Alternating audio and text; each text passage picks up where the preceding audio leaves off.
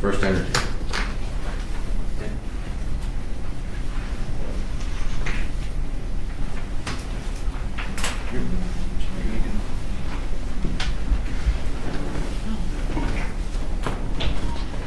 Thank you, Commissioners. Thanks for having us out. My name is Dave Connolly. I am your new really liaison back to the company, local engagement specialist, the title, but thank you for having us out today. I've taken over for Dean Hain. Dean Hain was previously your representative. I'll be taking over his spot in the regional external affairs space. I remember some of you from a number of years ago, about 4.5, when I used to cover Geauga County back then. So I'm looking forward to working with you all again. So thank you for the opportunity to come out today. Joining with me is Tim Konkpatana, Director of Operations. Also in the audience is David Turner, Director of Customer Accounts and Local Engagement. Again, thank you for the opportunity to come out today to address some of the concerns that were raised from the letter the Commissioners sent to First Energy Ohio President Torrance Hinton regarding the Middlefield Service Center line shop. So again, I have a few comments I'll make, and then like to open up to you if you still have some questions after that, and go from there. So with this, to ensure resource management, to ensure responsible resource management, the Illuminating Company plans to consolidate operations currently handled at the Middlefield line shop with our Concord line shop. The date for this consolidation remains under review and has not been established yet. So some key pieces here. Over the past decade, First Energy and the Illuminating Company have invested significant funds and resources to strengthen the electric grid in Middlefield, Geauga County. These improvements include the installation of smart meters and the addition of a new substation in 2012. They've helped prevent or minimize the impact of power outages for hundreds of customers and businesses in the area, especially during severe weather. The relocation of the workers from the Middlefield line shop to the Concord line shop will not impact our response time to outages and emergencies. Now, our process for handling outages and emergencies in the Middlefield area will not change. The company's first responders to emergency situations are called trouble crews, and currently no trouble crews report out of the Middlefield line shop. When an emergency comes in, the closest trouble crew is dispatched, oftentimes from the Concord line shop. After trouble crews determine what work needs to be done, line crews are dispatched if additional repair is needed. This is our normal protocol for all of our line shops. The line crews currently assigned to the Middlefield Service Center will continue the same work that they do typically day to day. They just will start their days at the Concord line shop instead of the Middlefield one. We will continue to have line supervisors on call and available to respond to emergencies. Now, our distribution control center, engineering, and work management teams will continue to support the Middlefield area in the same capacity that they currently provide. And then finally, we will continue to follow the electrical system inspection and maintenance requirements that the Ohio Revised Code calls for. So obviously, that's where we sit with it now. If you have any other additional questions, I'd like to open that up for you now. So you're saying that that Middlefield doesn't, the crew that's at Middlefield does not respond to emergencies? So Tia, I think with being director of operations, I'll let you take that. So if an emergency comes up, we get a call, we get the closest crew. Most of the time, we have our troubleshooters go there first to understand what's happening, and then at the same time to isolate hazards as much as they can. When they determine what the issues are, then we do send our line crews from Middlefield, if they are the closest one, to correct the issue. Right. The concern that I've had, with this, is that there's so much industry in Middlefield, and that's happening during the day when that majority of that crew is doing upgrades, improvements, and different line work that they're doing. If there's something that happens, they're pretty much there, and able to respond. If we've got a traffic crash that hits a pole, line goes down, they're there. We're talking, a lot of time that when Middlefield goes down, that's an enormous amount of dollars to those factories that they're committed to to not have that service. You know, in addition to that is, you know, we have, you know, a dangerous situation with wires down. You know, look at the risk we're putting people into. You know, it's not I'm struggling with the fact that they've got a good location in the county with, you know, good representation. I've actually taken the time to go and talk to the guys there to just basically ask questions, you know, and say, you know, what does your day consist of? And I'll be honest with you, they do an incredible job for Geauga County. And I just don't see that cost, I'm just looking at on the side of cost of what we're paying, what you are paying to have that service for this county. I just think that there's other areas that you probably could cut on before you take Geauga's service away, you know. And I'm just not going to agree with you that its timing is going to be the same, you know, because you've got Lake County that has, you know, we're a 96,000 population. Lake County is going to be, what, 250 to 260,000 population with a lot, you know, lot more infrastructure, power, and everything else. So it always goes to population that's affected. And I'm just telling you, I just do not want to see Geauga County get shortchanged in this. It's just not fair to us. No, I appreciate that. I can address that. As Dave stated, there will be no loss of service for the folks that are relocating. We'll still have work in and around the Middlefield area. So when there's an emergency, we're going to break down the crew that is the closest where they can safely break down and respond to those emergencies. And I get that that's great for a conversation, but you know, you have theory here and you have reality here, and I just don't think we meet in the middle. I just think that we're suffering a huge loss for a small dollar to lose that ability.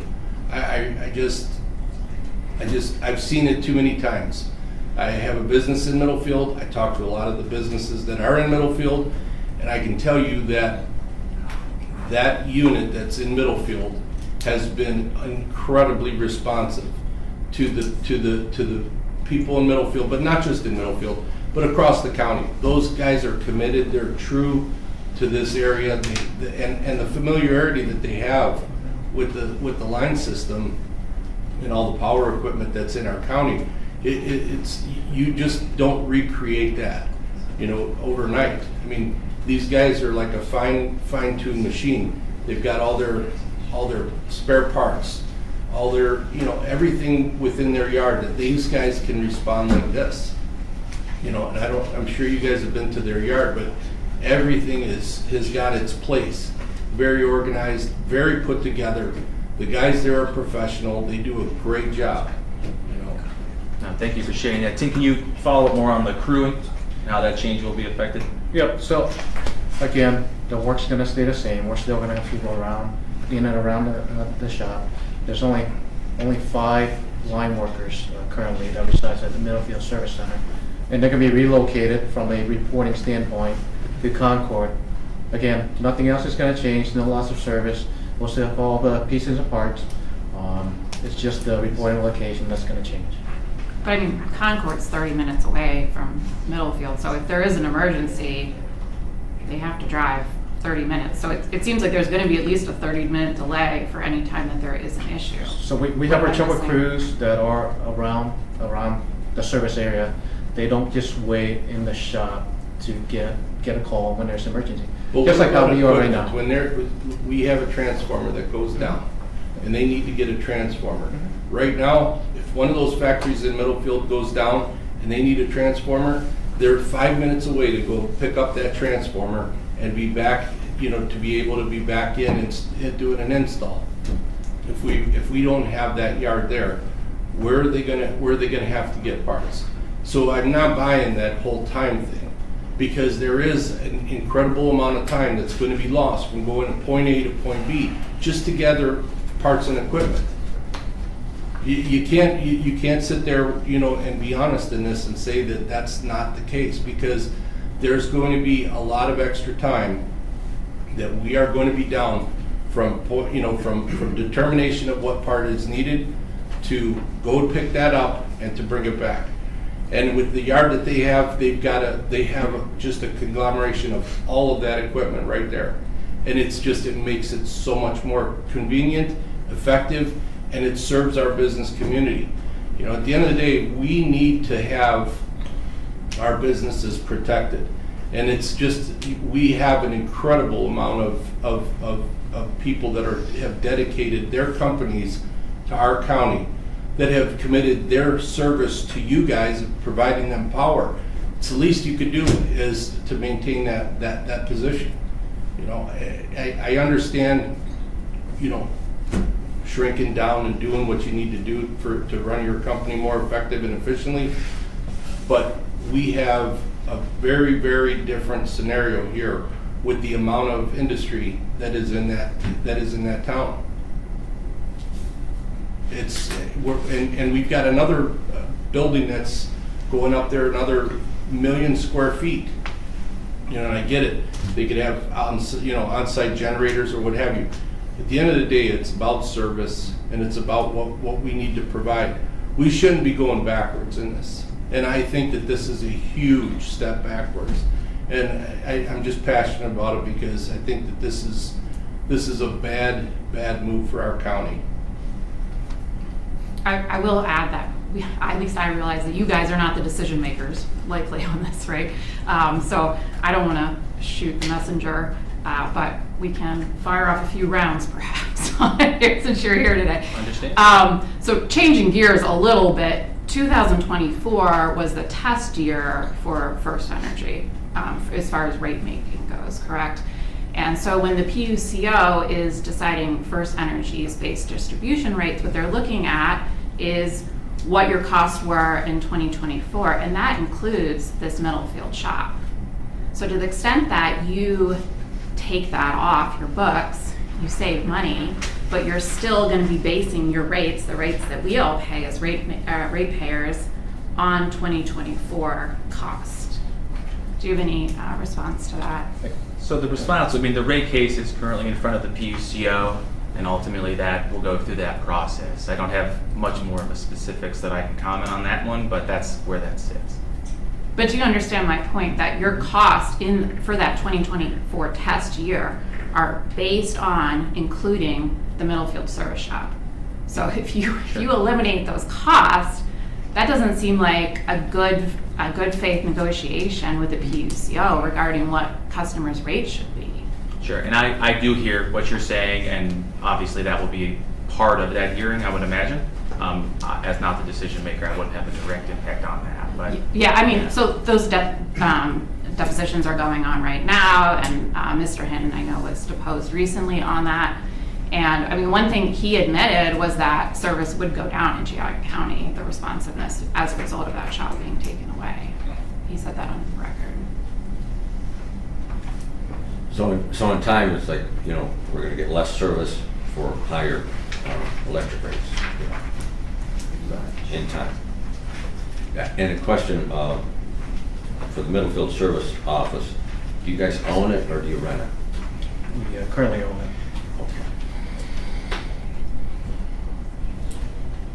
We have Mayor Ben Garlick here. Did you want to say anything, Mayor? Yes, From Middlefield. thanks for inviting me to the meeting today. As has been pointed out previously, time is money. We have a ton of industry. I was in the business in Middlefield.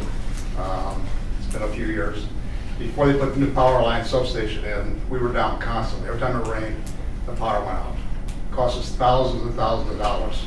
Every time it went out, the machines had to be restarted, repurged. People stood around and paid labor that was unproductive. We've gotten past that a little bit with the new substation, which we appreciate. Now you're taking us a step backwards again. And I guess my point is not only we need a service there, we need a first responder team there. I was surprised to say nobody there could be the first one on site to diagnose. We have to wait for someone. So I'm asking for that in addition to keeping a few people there. The quicker the eyes see it, the better, quicker it gets diagnosed, quicker it gets resolved. And I'm asking you to not only do that, but having someone there that can be the first guy there to come out. Don't wait for a guy from Concord to come diagnose it and then tell us what's wrong. So I'm asking for additional support as well.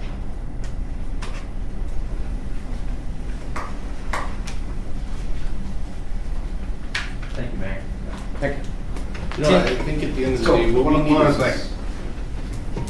Service has been an issue that has declined, in my opinion, over the years. I talked to Dean Hain about this prior to him being dismissed, whatever happened on the downsizing. We had a response time on streetlights, used to be 72 hours, now it's 4 calls in 72 weeks. So everything, it seems like First Energy's focus on service has become less a priority and more on financial gain and service. So I'm asking for that as well. It's cumbersome for us to deal with. And I just can't imagine Dog County doesn't warrant representation. It makes no sense to me, especially Middlefield.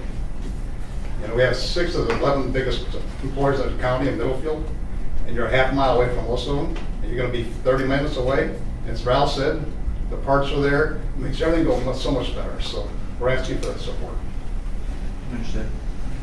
Thank you, Mayor. And as always, I'll be working as Dean's, as you as a public official, I am your liaison back to the company. So that connection is there. Tim, I think I've heard a couple of times more about our trouble response. If we can kind of go through that. I know there's 2 pieces to it. So our trouble crews that go out originally and So- respond to the emergency. Yep. When we have an issue, we gotta call into our control center. They would then contact either our trouble crew directly or the supervisors. And at times, supervisors, if they're the closest, they are the first responder and they are one of our subject matter experts. When there's a call, trouble crews would go, what they would do what's called troubleshooting and isolating if there's a hazard. And then once they determine the issues, then the call goes in to the supervisor. If a crew, a line crew is needed where you have to replace equipment, replace poles, transformers, then the calls would go into the supervisor and they would arrange for a crew to come in. If a Middlefield line crew is the closest and they're able to, quote unquote, what we call stop their current work, safely stop their current work, we would take them. If not, sometimes it could be crews from the other areas that will respond to emergencies. I'll give you 10 examples where they responded within about 15 minutes, got diagnosed and came back and fixed it. It turned a 3-hour project in from it was a 3-hour project instead of a overnight project of a delay. That, you can't not equate the value of that getting there. The quicker people see what the issue is, the quicker response is, the quicker the resolution is. And I can tell you in industry, those are costing thousands and thousands of dollars. When I was a general manager of a company, I wanted to file a lawsuit against First Energy so badly for the money that I lost due to the fact that, in my mind, you didn't maintain your infrastructure. Every time the wind would blow, and I'd say that's been improved, but every time the wind would blow or it rained, my power would go out. And it's costly, costly, costly. We just need that, we need that kind of service. We deserve it. We're a rich county. We pay a lot of rates for energy. Middlefield Village, for example, pays about $40,000 a month for energy for streetlights. We warrant that kind of service. So I'm emotional and passionate about this as well. You saw the response from industries that complained about the fact we're even considering this. We have a ton of retail. We service most of the surrounding area, probably a 40-mile radius for retail. 44,000 cars a day go down our main street. We deserve it. So to say to thumb your nose at us bothers me. Thank you, Mayor. Section Sharp Fire, not you for it. Is it okay to ask a question? Sure. I have a question, and that has to do with your decision to consolidate with the Concord office. Is that going to include a reduction in staff? There is no reduction in staff. So if you're not reducing staff and you already own the building, how is this action really saving you money? I'm confused. This is responsible resource management for First Energy. We're looking at everything, not only at, we're just resource management. Yeah, as far as the dollars and cents, we're obviously not the experts on that. We aren't the decision maker where it was made, or these decisions are being made. It's still being planned. The date's not yet. I don't have the answer for you on that. I know that it's been reviewed, and the plan is to move forward with the consolidation. I think you need to look at this almost in a sense of like municipal fire departments. They have, one city has 5 stations, spread throughout just one municipality. just because of the fact of having the ability to respond, because they know that minutes matter, and we're taking like, this is, whether, you know, we want to believe this or not, you know, the power company is really a first responder type of business that deals with emergencies. And instead, we're basically, it's like we're shutting down, you know, a critical fire station that is serving the area. And when I say fires, it's true because of the fact of what the end result is in so many electrical situations with fires. I mean, our first responders need you, our factories need you, our residents need you, and I'm just telling you, we need to rethink this as a partnership of supporting Geauga County. There's too much good, and there's too many good things that have come out of this. That why are we going backwards? I just don't. The dollars do not justify what the decision is moving towards. We hear you. From a first responder standpoint, still not gonna change. It's gonna be the way it is right now. I think the sheriff wanted to make a comment. The problem at our end is the response time. Right now, if we call for First Energy to come out, their standard answer is 1 to 2 hours. That's if you're not in storm mode. And as soon as it snows a little bit or rains or the wind blows, you go into storm mode and we have no idea how long it's going to take. I can't believe that your response time is going to be the same from Concord as it would be from Middlefield. Especially in the middle of the night when some of your employees live in Mesco or in Trumbull County. It's much easier to go to Middlefield and get a truck than it would be to go to Concord, obviously. And you've always sold to us that you're going to send a supervisor out there to evaluate and then maybe make the scene safe, but typically that doesn't happen. We have to sit there, the fire departments have to sit there, we have to sit there, sometimes we close the road, and we have to wait. And the other thing is there's many times when people's lives are in danger. If you've got wires on a vehicle, we've been to fires where the drip or the line dropped and started the house on fire. We can't put the fire out because the lines are charged. And when you're sitting there for an hour, if you've ever called in case of an emergency, minutes seem like hours. When you're sitting there waiting for minutes, it seems like when an ambulance is coming to your house, it seems like it took them a half an hour when it really only took 5 minutes. And when we're sitting there with road closed and waiting for First Energy, we would love to be a partner with you in this. And when you pull the only station, the only garage out of the entire county, it's the only one in the county, we have to wait for Concord, which is on the edge of the county, but still in Concord. And when you're talking about running all the way down to Parkland or Troy or Middlefield, that's a long drive. And I truly think that it's going to affect us. Your response time, quite frankly, is not good as it is. And now you're going to pull the only garage that you have in Geauga County out and move it up there. And like I said, you've got employees that live on the outskirts in Trumbull County, in Portage County, that are going to have to drive all the way to Lake County before they can respond. So I really think this is going to affect us from the emergency services, from public safety, and you're responsible for that. When we call you, we expect you to come out. And I've said this every meeting that we've ever had with you guys. And Dave, you know this, that when you go into storm mode, it is very aggravating. Because we, as first responders, I would rather have you say it's going to take a day to get out here. But when you say you're in storm mode and won't give us any kind of ETA, we have no idea whether we need to close the road officially, whether we're going to sit there and wait. And you guys need to work more with public safety, and this, moving that yard out of Middlefield, is not going to help. Thanks.